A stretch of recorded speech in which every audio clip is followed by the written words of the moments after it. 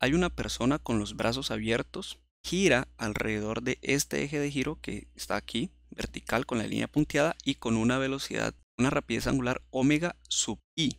Él está girando y tiene los brazos abiertos. El momento de inercia inicial cuando él tiene los brazos abiertos lo vamos a denotar I mayúscula sub i. Obviamente el momento de inercia va a depender de la masa muscular que tenga el tipo, como la contextura de los brazos, etc. A eso me refiero. La cuestión es que esta persona que esté haciendo ahí cierra sus brazos. Entonces su momento de inercia ahora va a ser I sub f, momento de inercia de los brazos. Obviamente el momento de inercia de los brazos en esta disposición, en esta configuración de acá, va a ser menor al momento de inercia antes porque el radio de giro disminuye. Entonces la pregunta es ¿cuál es la velocidad angular final con la que esta bailarina está girando? Entonces aquí tenemos que involucrar la conservación del momento angular. Entonces recordemos que el momento angular tiene dos expresiones. Primero que es R cruz P, de la magnitud de L, sería la magnitud de R cruz P, o lo que sería igual.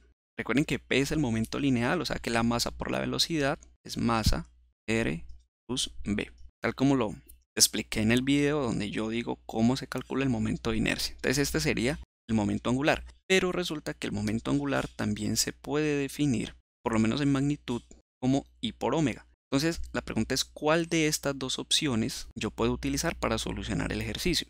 Notemos que aquí me dicen cuál es el momento de inercia y cuál es la rapidez angular al inicio. Me dicen cuál es el momento final y ahora lo que yo tengo que calcular es la rapidez angular al final. Entonces, obviamente, uno decide utilizar esta expresión.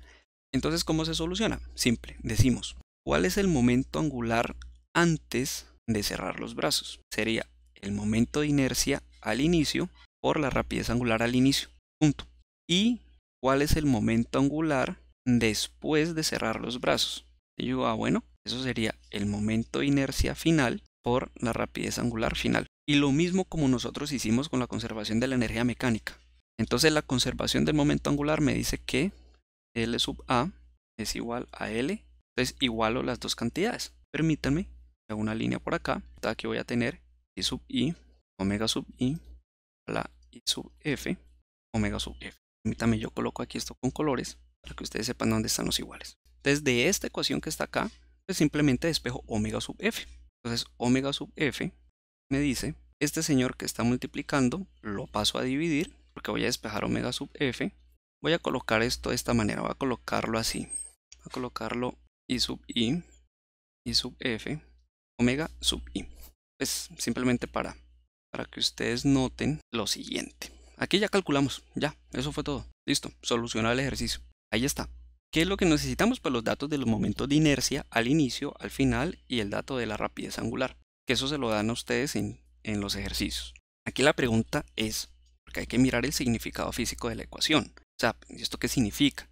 Bueno, fíjense que el momento de inercia al final es menor que el momento de inercia inicial. Entonces, el denominador es un número menor al numerador. Por lo tanto, al ser el denominador más pequeño, esta fracción es más grande que 1. Y si esta fracción es más grande que 1, un número mayor que 1 multiplicado por omega sub i me va a dar como resultado un número más grande que omega sub i. Por lo tanto, omega sub f va a ser mayor que omega sub i. ¿Esto dónde se ve? Por ejemplo, cuando están estos bailarines sobre hielo, y ustedes los ven que ellos están girando, un eje de giro que pasa por el medio de sus cuerpos. ¿Ellos qué hacen? Ellos cierran los brazos y ustedes han de notar que cuando ellos cierran los brazos, justo después de cerrar los brazos, giran con mucha mayor rapidez.